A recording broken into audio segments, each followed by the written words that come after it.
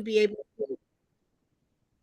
So welcome everyone. We're having an editorial board meeting for PennLive and the Patriot News on, I think, a topic that our entire community will find interesting, and that is the future, the present future of Harrisburg University. And with us, we have David Shankweiler, who is acting president, I think interim president of the university, has been a long member of the board, one of the founding members of Harrisburg University, who will share, I think, some important information with us. We do have members of our editorial board here, as well as reporters Charles Thompson and Sean Adams. So with that, I'm going to turn it over to you, Mr. Shankweiler, for you to give us perhaps an overview of what we should be discussing today about Harrisburg University. Great. Thank you, Joyce. And thank you for this time this afternoon. I know you're all busy people, so I appreciate very much your time to listen to what's happening at Harrisburg University. I now have 4 months under my belt as the interim president at HU. I have put off speaking to this group for those 4 months because I wanted to get in, understand the challenges facing HU, but more importantly, understand the opportunities that we have before us as we go forward. I've been working with our exceptional staff. We've been formulating our plan, so I'd like to talk a little bit about that today. First of all, let me talk a little bit about where we have been.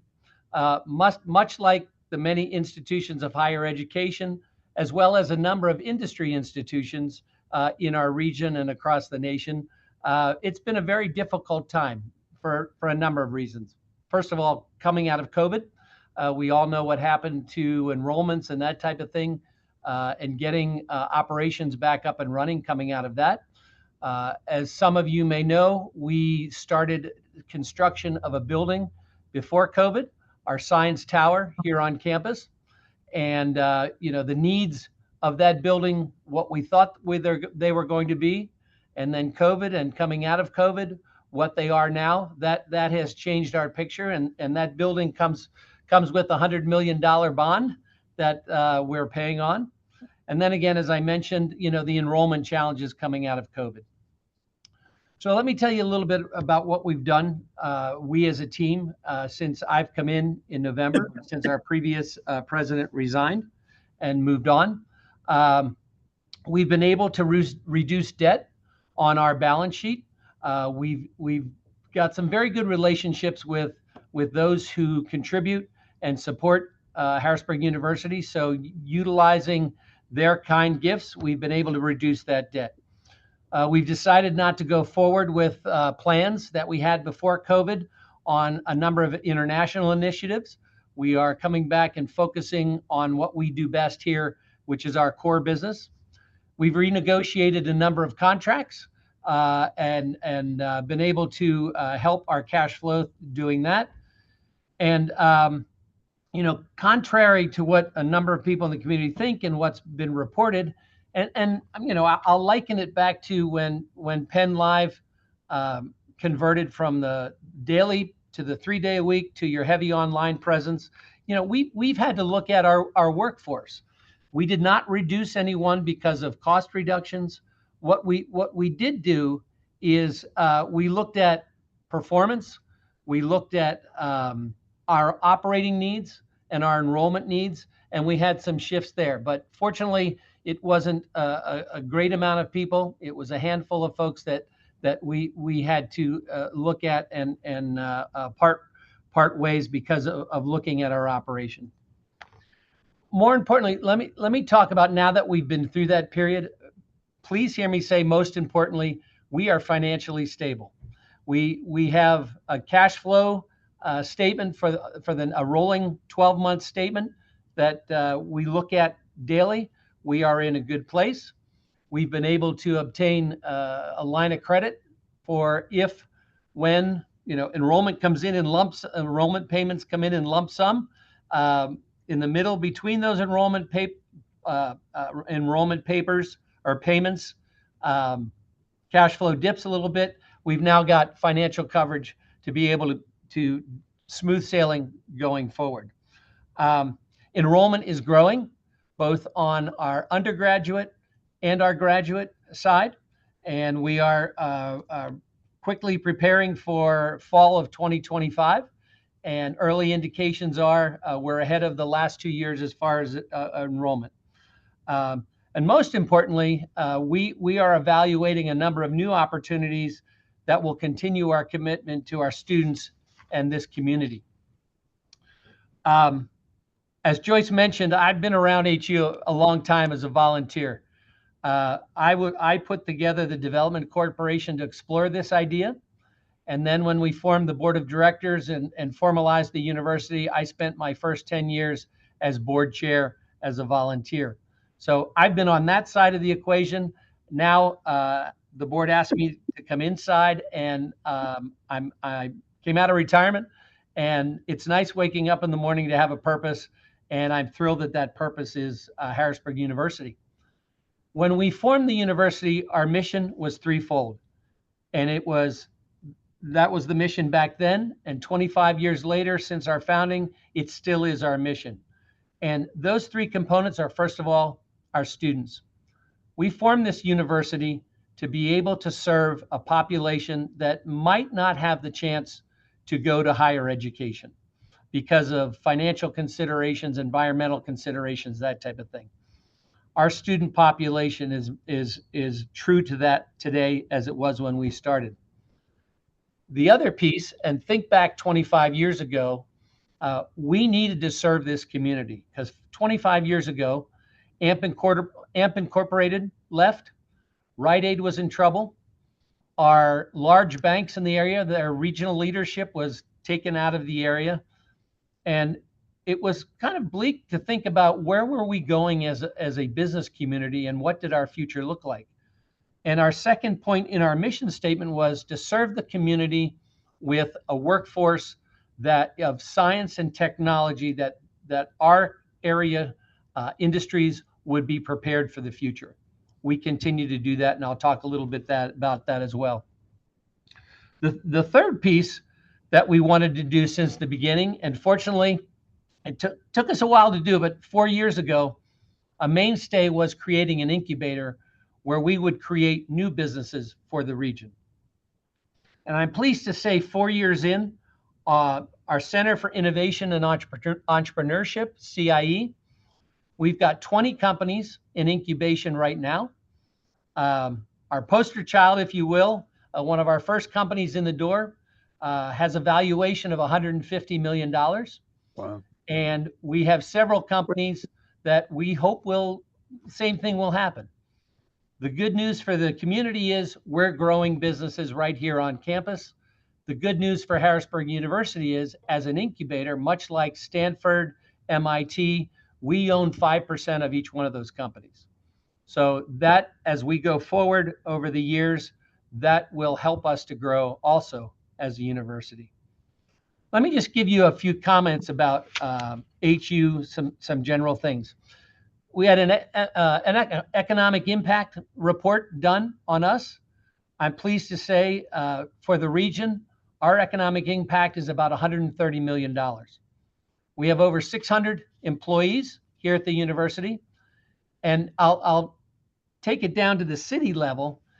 Think where this city would be. You know, we're all wanting the state workforce to come back to work, and downtown is suffering because of that. Think where we would be if our hundreds of students who live downtown and our 600 employees weren't here in the city. So we have not only an economic impact on the region, but we have a very real economic impact on the city. Innovation and education for us, we're ranked among the most innovative schools by U.S. News and World Report. Our focus is on experiential learning. Each of our students is required to have an internship every year. We work with many industries in this region. And the good news is not only do they have internships, but those internships turn to jobs, because our focus here on our students are our graduates are job ready when they leave here. Yes, they're getting theory, they're getting book learning, but the most important thing is they're getting hands-on learning in our labs, and out on those internships. Let me talk about a little bit about that job placement and workforce development. What are we doing for the region? We've got industry partnerships with healthcare like UMPMC and Penn State Health, WellSpan. We've got partnerships with biotechnology and manufacturing, Eurofins like Phoenix Contact, and to all of them, we ensure them job readiness with our students. I think our biggest thing that we're proud of is our accessibility and affordability. Many students here receive merit scholarships, and tuition has been frozen for about 11 years. Our average undergraduate student pays about $3,500 a year. Many of you probably know what other institutions are charging. We've been able to hold it to that. Again, thinking about our 3-point mission. First one, serving a student population that quite possibly couldn't go if we weren't able to deliver that for them. Diversity and inclusion. We're a highly diverse student body. 2/3 of our student body are minority. We're ranked number 14 in campus ethnic diversity, and that source is US News Diversity Rankings. I think the thing that I've been most surprised about coming inside the university is looking at our academic and research centers that are truly powerhouses of knowledge and abundant resources focusing on sustainability, AI, healthcare, innovations, agriculture, robotics, and cybersecurity. We're an impressive organization that is doing a lot of futuristic things for students and for business. And when I speak of students, and I'm not sure if I mentioned this, but we've got undergraduate, we've got our graduate programs, and then we also have our doctorate programs, totaling about 5,000 students all in. The other piece that we serve is existing workers and companies in the region. We collaborate with over 40+ state agencies in certificate programs and workshops, and major corporations like Hershey, Select Medical, Giant, UPMC. We do research projects for them utilizing our students. So it is a robust operation, and one, quite frankly, that the community doesn't know a whole lot about, even though we've been here for 25 years. And with our first graduating class 20 years ago with one graduate, we've come a long way. So we look to your help to partner with us to help us get the word out still about Harrisburg University and the advantages we have for regional students and the regional workforce and regional employers. That's my spiel. What more I wanted to accomplish today is answer your questions about Harrisburg University and what's happening here on campus. Well, very good. That was a good overview. I know we have questions, and I'm going to, whenever you feel like you want to ask a question, anyone, just raise your hand or jump right in. But just to follow up on a few things, I wanted to simply ask about your enrollment. Where are most of your students coming from now? Are they online students who are tuning in, or are they coming to care? How is that working? Undergraduate, they're here in person. That's roughly about 800, and I don't have my numbers memorized yet, but I'm going to ballpark it at about 800 students. And then we have our master students, which are a combination of, it's a hybrid, online and on campus per semester. And then also we have regional students who are master degree seeking folks as well. That number is about 3,500. And then in our doctorate program, I don't know that number, but I'm guessing it's around 100 in our doctorate program. But they're from Pennsylvania, or this region, or? Oh, yes. A good part of them are from a 90-mile radius. We are attracting students from Philadelphia, Baltimore, New York, New Jersey, other states. And then in our master's program, in the hybrid program, we have students from all over the United States. We can count probably 40 states that make up our enrollment. Very good. Okay, and is the international part, which I don't want to hear, but is the international part completely kaput, or is it just in hiatus? Well, our international master's program is going strong. The piece that we've backed away from is there was a plan to put a campus in Panama and put a campus in Dubai. Mm-hmm. That was an interesting look at, but it's not something we wish to go forward with because of the investment dollar and because of the opportunity as far as students we could serve and that type of thing. We think we can do more here on our campus as opposed to trying to branch out internationally. And are you still attracting foreign students here? I knew at one point you were, at least online, right? Yes, we still are, and especially in our hybrid master's programs, and not only in the science and technology side, but also in the nursing, in our master's nursing programs. Let talk zero in a little bit. And guys, really, I'm not meaning to hog the show, so just let me know when you want to step in. But I could talk to him all day. Let's zero in on the nursing program here, because that was the big thing. And so tell us how that's going. So we there are two sides to our nursing program. We have a very good partnership with UPMC, and they run their Shadyside School of Nursing here on campus. They teach the nursing side. We teach the basic side as far as biology, chemistry, that type of thing. So it's a partnership coming together to teach those nursing students. All right. I see Dr. Joshi has his hand up. Go ahead, Dr. Joshi. Yeah, no, thank you for those introductory remarks. That was very helpful. So two things come to mind from my standpoint. Obviously, being not in the direct know-how, all of my knowledge has been from what we've heard in the community over the course of the last 6-ish months, 5 months, or whatever. So the two things that stand out for me that through the media and the reports were, one, that there were significant financial hardship, meaning compared to before. That's one. And secondly, a lot of that, again, I'm purposely generalizing, a lot of that was based on what a couple of the articles described as a significant drop in student enrollment, right? So those were the two kind of take-home messages for me as a community member. On those two, and I think as part of PennLive reporting at some point after the previous president left, there were numbers on the PennLive reporting, which, as I was quickly reviewing before this meeting today, of deficits. If you looked at the P&L of deficits in the range of $6 to $8 million a year, those were the reported numbers out there. The numbers on the student enrollment, I don't recall. I don't recall seeing those.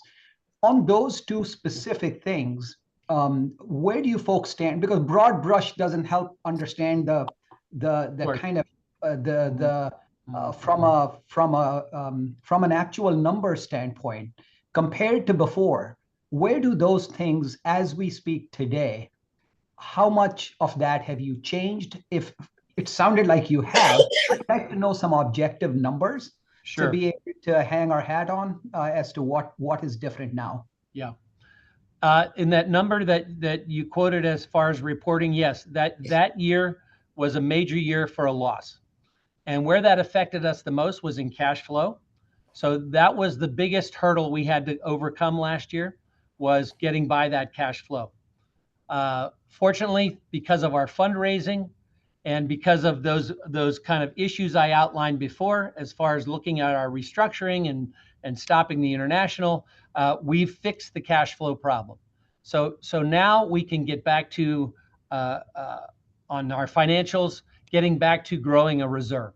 So that is our focus, and one that I'm optimistic about getting back in place. You mentioned enrollment. Yes, we had significant enrollment drop across the board. The good news is, and I kind of briefed over it, enrollment is growing. Our international numbers are coming back up, and our undergraduate numbers, we just had our 4th highest class in our history. And I think this class coming up may look like it could possibly be our largest incoming class of freshmen that we've ever had. So with the changes we've made in our admissions and enrollment focus, as far as getting out there and telling our story, it's starting to pay off in our enrollment. So just to clarify it, so I can wrap my head around that, what you just said. So what I'm hearing you say is the deficit, as you referred to rolling numbers for 12-month periods or whatever that you look at, what I'm hearing you say is that if you took revenues and you took expenses during the previous 6-month period, let's say, those even out. So you are, I mean, again, I'm purposely generalizing, those even out, meaning that you are not losing money in operations.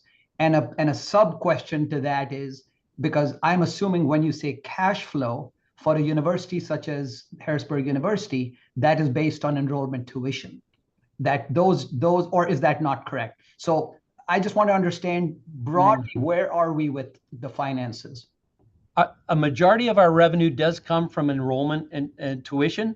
We also have a number of other profit centers, but enrollment tuition is our greatest number. Right now, our financial year ends June 30, and we are on pace to, and yes, we're a nonprofit, but we'll show a positive bottom line on June 30. Okay, I think you've answered the first part. And is the majority of that coming from top line, coming from tuitions? Yes, yes. Okay, thank you. And you said 3,500 a year is the average tuition. Is that the bottom line rate because a lot of people are getting support or scholarships, or is that, okay? We scholarships, Pell Grants, we have a number of avenues to help these students. All right, we'll come back to whether any of that is threatened by the cuts in with federal funding, but let me go to Sam. You had your hand up first, and then we'll go to Charlie. So I just wanted to ask a couple questions about some of your other programs and if there's plans to monetize them. Now, you mentioned that your budget, it seems to be balancing and you could potentially end up in reserves. And it seems the school spends a lot of money on its esports team. Now, I'm wondering if you've seen any plans that you could monetize that or any avenues that could become a source of profits for the university. So can we monetize the actual esports team? Probably not. But where we can, using your term monetized, is we have programs and degrees in esports management, as well as gaming design, and a number of issues. So when we say esports, there's our sports team, but then we have the academic programs that kind of tie into that. Thank you. Charlie. You have to unmute, sorry. Go ahead. Okay. Sorry about that. Hey, David, I wanted to just make sure that we're all talking, all speaking out of the same song, or singing out of the same songbook here, so to speak, because with respect to the university's financial position, one of the things I was looking at today was, I guess this is the latest audit, or I guess it's the consolidated financial statement for the year ended June 30th, 2024. And I'm just having looked at that in advance of this meeting, if I read that correctly, I'm sorry, I have to just flip back through my notes. You're probably going to, oh, go ahead. Yeah, if I read that correctly, I mean, that showed that appeared to show an operating deficit of about $18 million for the 23-24 fiscal year. Yes, it did. That's correct, right? Yes.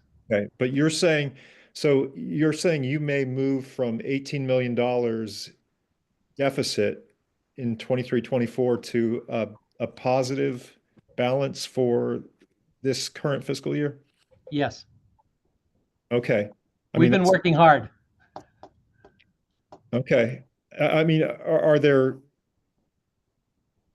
I mean, how are you accomplishing that? I mean, can you sort of divide it into what are your major revenue gains and what are your major expense reductions? So revenue gains came obviously in enrollment growth, grants, contributions from our donors. And then on the expense side, we were able to get rid of some debt, which means the debt payments disappeared. We were able to renegotiate some contracts. And as I mentioned, we looked at our workforce and workload and opportunities there. And we did have to leave some go, not because of cost reduction, though, just because there was a lack of need for those individuals. Okay. And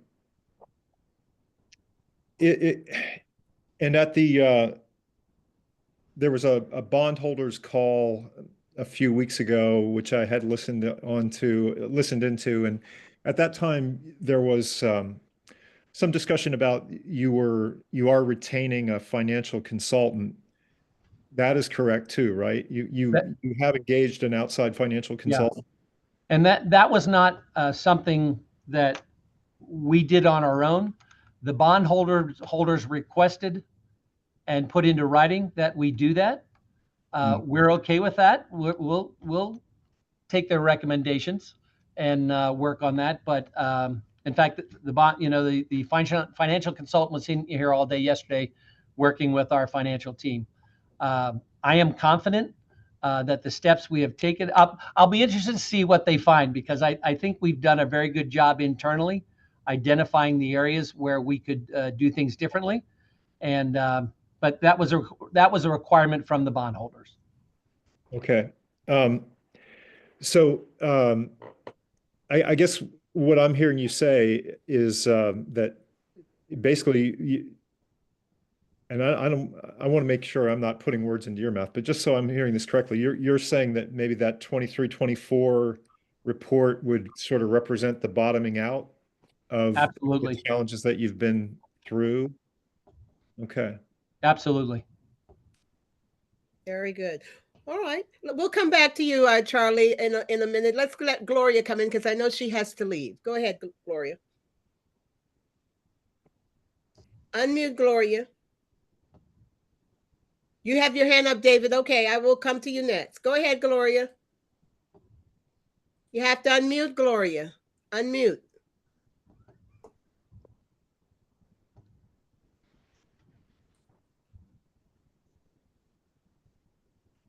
Okay, thank you. There you go. I hear what you're doing internationally. I think it's great. I hear what you're doing with a lot of the businesses, the 40 businesses that you mentioned and so forth. And I'd like to hear a little bit more about what you're doing with the community.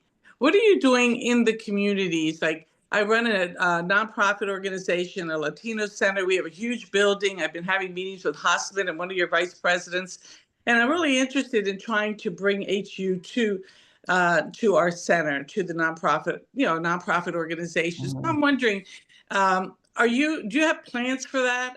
How are you connecting with the nonprofit, or not just the nonprofit, but the local community? Because I'm not seeing a whole lot of that. And you did say that a lot of the community doesn't know what you're doing. So I think it goes hand in hand. The fact that the community doesn't know, you're right. They don't know a whole lot about what you're doing. I do, because I'm interested in bringing HU to our center. So can you address how you think you can leverage maybe some nonprofits to help you get the word out about what's happening? And then also, I'm on the board of trustees for HAC. I think you know that. I'm also the vice president of the Harrisburg School Board Foundation. And so I interact with a lot of students and so forth. And one of the things I hear them saying is, HU is really great to go there and do some college prep classes while you're in high school. But when it comes to selecting a college, it's kind of this stigma. Well, they're right here, Right. So what are you trying to do to make it more attractive to the local community? And what are you doing to get yourself a little more entrenched in the communities? So I can touch on that on a number of different levels. We have a partnership with M&T where we're doing a multicultural lab for new business ideas to come in from the community. We just signed, so that's one piece. We have a literacy scholarship we're working with area high schools to promote literacy within the high school. We work closely with the Harrisburg Young Professionals, the UPMC Pinnacle Foundation. We've got a number of those partnerships. We host the Juneteenth conference. We just signed an articulation with HAC that their students who don't finish their degree at HAC can come here, finish here, and they'll still get credit for their degree at HAC. And something that not many people know about, we have a college in the high school program where we are in 300 high schools, and currently this semester we have 1,800 students taking our classes. Wow. Now I will tell you, we can do more. One of my initiatives that I've been talking to enrollment about is what can we do in the Hispanic community to reach out and let them know about the opportunities here at Harrisburg University. We need to do more to reach out to grow our programs where we have certificate programs, Right. where we could go to different, like your organization, and set up a certificate program for learners in your facility. So we've got those opportunities. We're in the middle of a strategic planning process right now. It's a shortened process. It's not going to be your typical academic 2-year book that comes out of it. This is going to be done in about 5 months. And that's a large piece of our strategic plan as far as what can we do in outreach to do more certificate planning, not just for businesses in the area, but for the community. Right. I'd like to see more internships in the community. You have a lot of talent there. There's a lot of the nonprofits need a lot of help. And I think it's a great opportunity for you to be able to send the students out there, send them out into the community. We could use a computer person, to help with our computer lab and so forth. And I know you have all of that, expertise. And so anything you can do to help push that along would be great, because I think with it, nonprofits in the community could really utilize your students in a lot of different ways that would help them. That is a great idea. Something Gloria is right. That would certainly get the word out and get your presence really being felt in the community. Absolutely. In addition to bringing people in to take people out. It's true. Yeah. David, I think you had a question. Go right ahead. Thanks for that, Joyce. Just as a follow-up on Gloria's question, I think I would suggest to Dave and the leadership at Harrisburg University that you go after the designation of MSI, or Minority Serving Institution.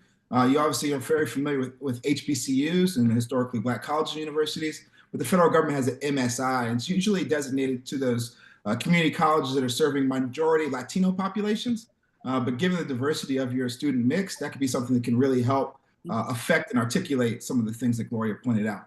My question is about visioning, and I heard a lot about the numbers, and I have a pretty good sense of where you are financially, but I would love to hear about the vision. What's the next 25 years look like for Harrisburg University? You were a regional leader 25 years ago when you and your colleagues got together and thought that Harrisburg University would be a good idea. I think you, like Harrisburg more broadly, is feeling a little bit of a post-COVID pinch. But I'd love to hear about what the next 25 years for Harrisburg University looks like, through your purview. And also want to hear whether or not you're in an interim position, so that suggests a shelf life. You're not going to be president forever. What does the search for the next leader of Harrisburg University look like?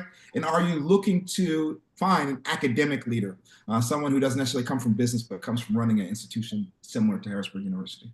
Okay, several great questions. First of all, being a rookie, I wasn't aware of the MSI designation, but I know we have the HSI designation, which is Hispanic. Mm-hmm. So I already wrote the note to look into that. So thank you for that. Let me answer the interim piece next.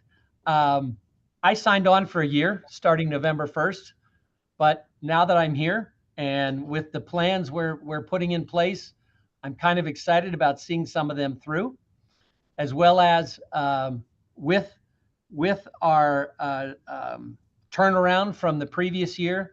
I want to be here to see that through, as well as we need to turn over an institution to the next leader that is ready to go. We don't want that leader to have to worry about cash flow and that type of thing. We want that leader to come in and take us to that future. So chances are I'm going to be here a little longer than a year. We haven't started the search process yet. I'm guessing we may start that toward the end of the year, and that takes a good amount of time to find our next leader. So you're stuck with me for a little while anyway. The exciting part about the vision piece is we've got a good basis in a number of areas. We have our science and technology. We're going to be doing a lot more in AI, drone technology, and a lot of those things that are coming up that we're already into that we can really explode and make more available to students and this community. We just, in our new building, we have advanced manufacturing facility now where we've got $10 million of equipment in there. I'll give you an example of that. We've got 30 students there because it's only a 2-year-old program. We think we've seen a program across the country where they're 2 years older than we are. They've got 200 students in that program. We think that's another piece that could really explode for HU. And what's nice about that, I'll give you an example. We had the CEO of a manufacturing company from York come and tour the facility. And he said to us, this is fantastic because you know what our biggest problem is? We get these engineers out of school. They've never touched a machine. And they're designing and working with them. They said, we'd love you to design a certificate program for us that we can send you our new engineers that they can do hands-on with this machine. And that will cut down on our training time. So, we've got advanced manufacturing. We've got the medical piece that I think is really going to grow. We're in talks to think about some other things beyond just nursing. Our physical therapy program starts in a year. We've invested $7 million. We've got the space fitted out. We've got the 10 faculty members. We're just waiting for accreditation. Then we go full throttle with our masters in physical therapy. We've got our masters in exercise science. So I think there's a lot more we can do on the medical side because we now have the facilities to do that. The other piece that we, along with those things I've outlined, is we have an opportunity in ag tech. You know what the agriculture side of things here are, Lancaster, York, Cumberland, and Dauphin counties. I think we can be an important engine to help on that, not only training students, helping farmers to learn new technology, certificate programs, but I think we have a huge opportunity on the research side, not only in the ag piece, but you all know the number of food manufacturers we have here. We've done some research with a number of companies on the food side. I think we can do more there as well. Good. Let me follow up on one thing. Did Harrisburg U get a dear colleague letter like so many of our others? Because I'm hearing the talk about promoting special interest groups and all of that, and that seems to be a threat that you would not get, that your students who get federal funding might not be able to attend the school. I mean, where does things stand with that? We have not gotten that dear colleague letter, obviously or not obviously, but we are watching closely through all our associations and member organizations that we belong to. My wife always says, don't worry till you have to worry, but we've not seen any indication, but we're ready. You are aware that colleges throughout this area, universities have gotten that, and they're scrubbing any reference to diversity, equity, and inclusion, and any programs that would target any specific interest group. So that could be a problem. I mean, our antenna is up. We're monitoring it closely, but so far, we've not had an issue. Okay. Sean, you haven't had a chance to ask a question. Go ahead. Hi, yeah. So I am asking about the Harrisburg University concert series. I've been out there for several shows over at Riverfront Park as well as at XL Live. And the last update that we've gotten from the university was that it was indeed planning to continue, but we have not seen any movement since then. Then, of course, now Dauphin County has announced their concert series with a former staff member who was doing the talent booking. So I was curious if there were any plans to continue the concert series with Harrisburg University, or is that something that's sort of falling by the wayside as you sort of change direction? right? So we currently don't have any plans. We wish Dauphin County tremendous success on that issue.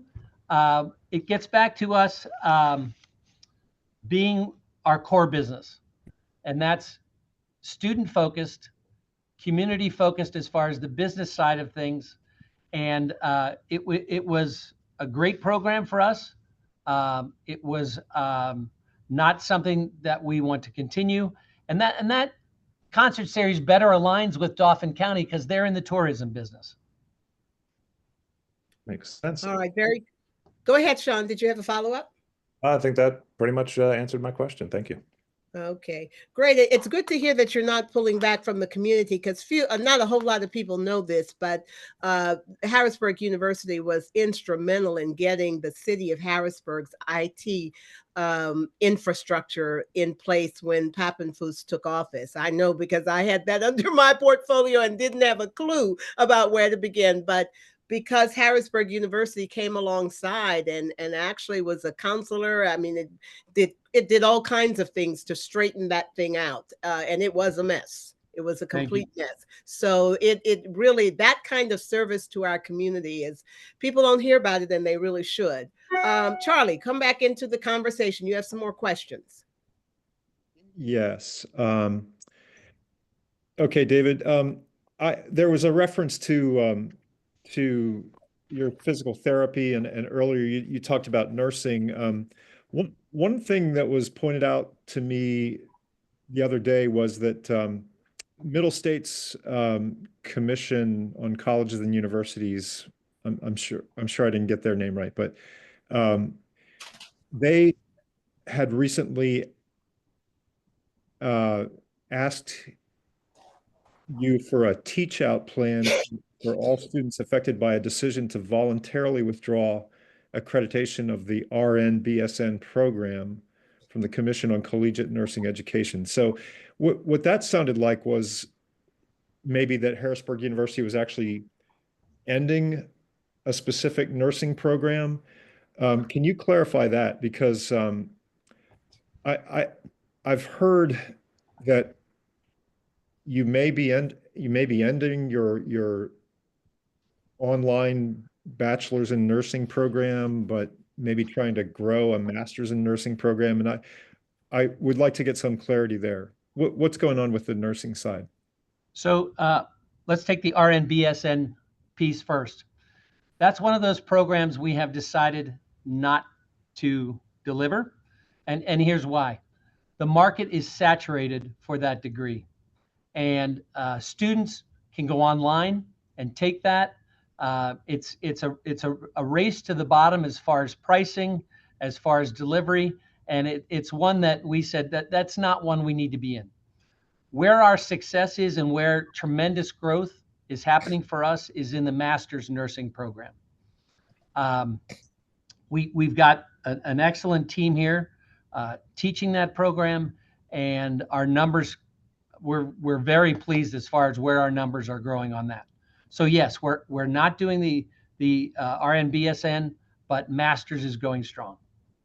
Okay. Well, now just help me fill in the blanks there. RN-BSN would be a Bachelor's of Science in Nursing, or an RN, something RN to BSN. A registered nurse? Yeah, it's an RN to a BSN degree. Oh, okay. In other words, you come in as an RN and you get a Bachelor's of Science in Nursing? Yes, yes. Can you, I probably should ask somebody in the healthcare field this, but what's the, maybe Dr. Joshi can help if he's still on, I don't know. He's here. Yeah. What's the practical application of a master's in nursing? What kind of things does that allow one to do? Dr. Joshi, can you go ahead? I can.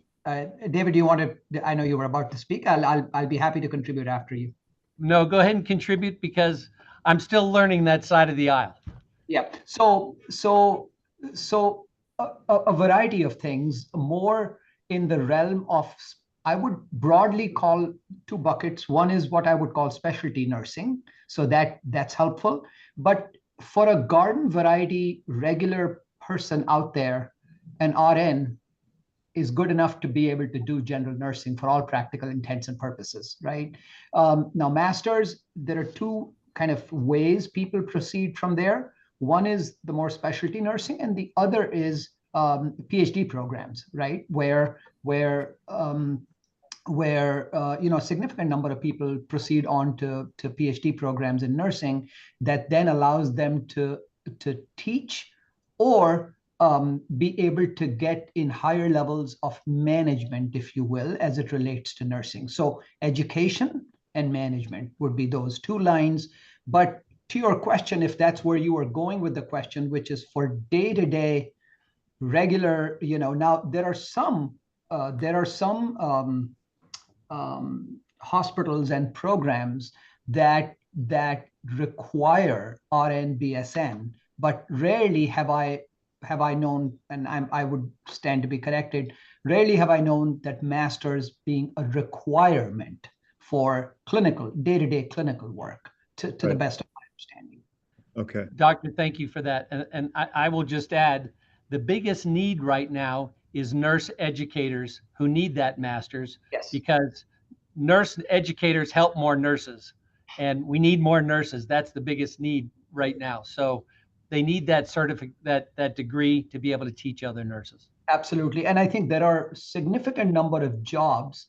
So even when I was, CMO at Pinnacle at now UPMC, there would be a significant number of jobs. I called it a combo of education and administration, because many of these people, particularly in the specialty line, neurology, other things, where they are teaching, the RNs, the art of taking, or the science of taking care of people with strokes, as an example. So if that helps. So education, David is absolutely right. That's the education bucket I was talking about. Mm-hmm. And then the leadership bucket sometimes accompanies that education bucket. Okay. Thank you. That's good. Charlie, you have any other questions? Well, yeah, in a related way, I just wanted to ask about the physical therapy then, just to make sure I understand. You're waiting for accreditation in physical therapy, and then you said we could go full throttle in physical therapy. Now there, correct me if I'm wrong, but there you're planning to teach a curriculum that actually gets one to the point where they can leave as a physical therapist, right? Correct. You're talking about more clinical practitioners as opposed to educators or right. people with a doctorate in physical therapy or something like that. Yes. Okay. And the timeline for that is we're hoping to get word on our accreditation early summer, and then we can start recruiting for January to be our first classes to begin. Okay. Okay, I understand you have a hard stop at 5. So let me just throw one. I just want to make sure we're not missing something here with the science tower. And Joyce, if we go over, that's fine. Oh, okay. I just don't. Your minders are telling me I better get with it. No, you're fine. All right. But this science tower, is that at all threatened? Is there any problem there that the community needs to know about? No. There was reports that we had missed a bond payment. We did not miss a bond payment. Okay. The bondholders restructured how we pay. So we now pay into something that's on a monthly basis, then that payment goes toward the bond payment. We missed one monthly payment in that, but it didn't affect the bond payment, and we caught up and made the bond payment. So we haven't done that. We have, 4 floors over there that are still vacant, which gives us the opportunity to grow on the sciences side to offer more programming. And again, back to David's question on vision, we've got the space to see that vision forward as far as adding additional medical and sciences training. Okay, well, back over to you, Charlie. I just wanted to make sure we didn't miss the science tower question. So, yeah, no, thanks, Joyce. I do have at least 2 other questions, David. One, there was an article that Bloomberg published a few months ago about the Day One CPT program, and it was sort of a look at that practice, and I think it seemed to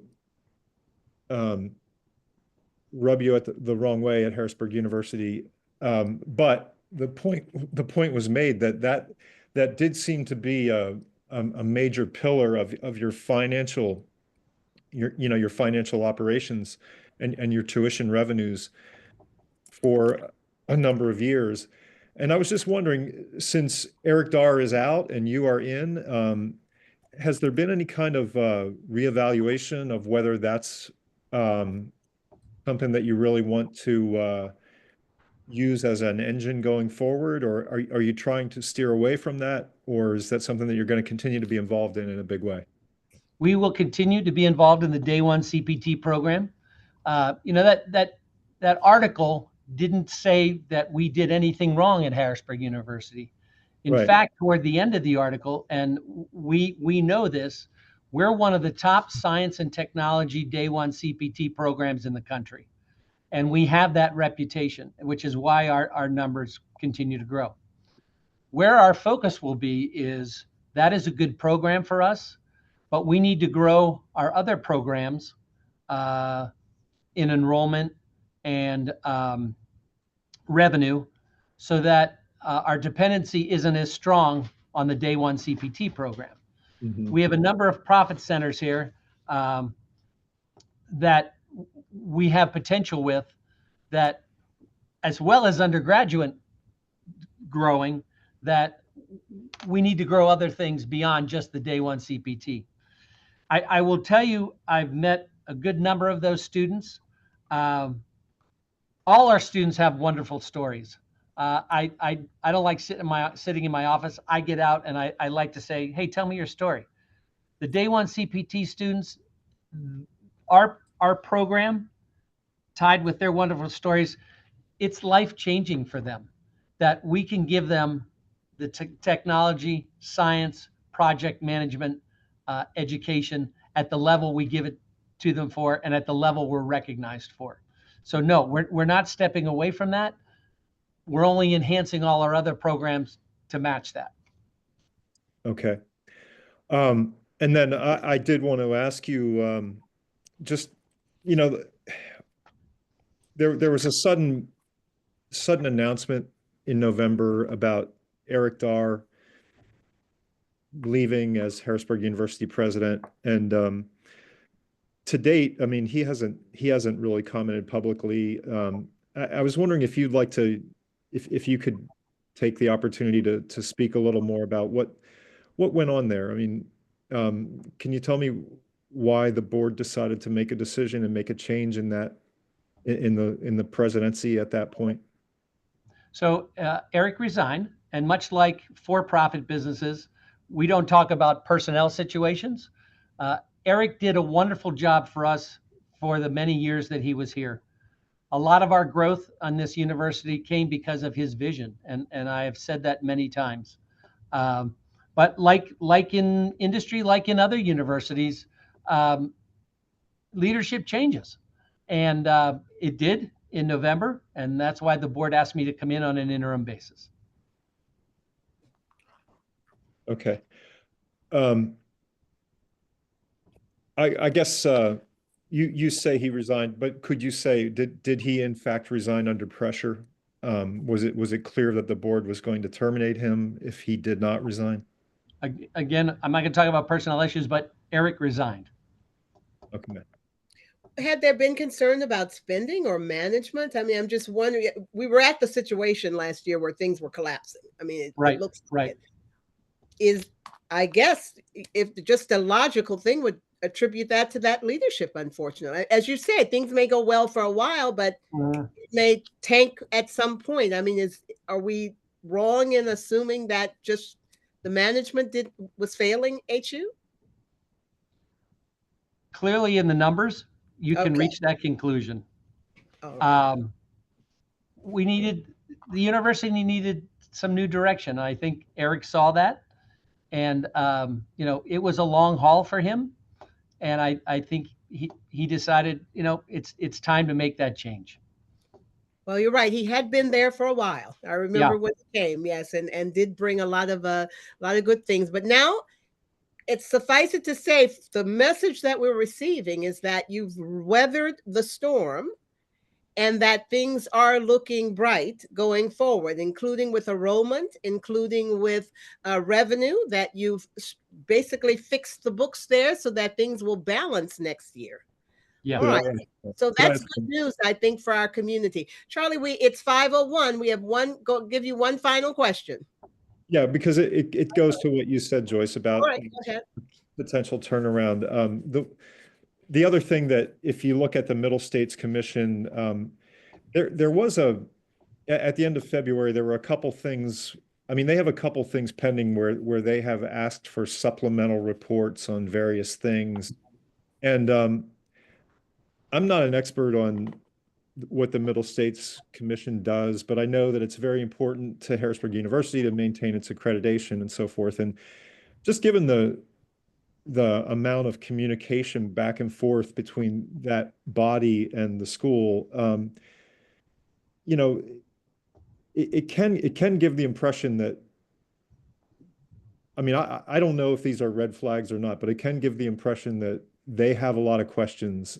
And I was wondering if you would like to address that. I mean, sure. What are they asking for? I mean, it seems like they're asking for information on finances. I saw one about student enrollment and achievement. I mean, it seems like they're really, while you're not due for an actual review of your accreditation until 29, it seems like in this interim period, they really have you under sharp scrutiny. Yeah. I wouldn't term it as sharp scrutiny. Middle States' mission is to hold us accountable that we're delivering what we need to deliver to our students. They're here to advocate for those students. So just as you pointed out, our financial performance the previous year, they have questions on. So they want to make sure, and the landscape in higher education, we can tick off several colleges and universities that haven't made it. We can also talk about Penn State looking at closing 12 of their 20 campuses. Middle States is there to make sure we're doing right by our students, and we're going to be here tomorrow. So it's just a matter of us getting them more information about our financials, more information about our enrollment growth, and we have a very good relationship with them, and we just need to give them some more reporting. And they're asking the right questions, as they should be. Mm-hmm. And you're not worried at all. Is that right on the board? Okay. You feel you can step up to it. Well, very good. Well, listen, I want to thank you for taking the time. It took us a while to get all of this scheduled, but I'm glad we worked through it, because I think it could bring a little bit of relief to the community to know that at least there's a plan to keep Harrisburg University going and an anchor for Absolutely. Our downtown. So with that, I thank my board. I thank our newest board member, Sam Pimentel, for being here with us. And we look forward to seeing you again at the next editorial board meeting. Goodbye, everyone. Thank you, board. Thank you. Much appreciated. All right.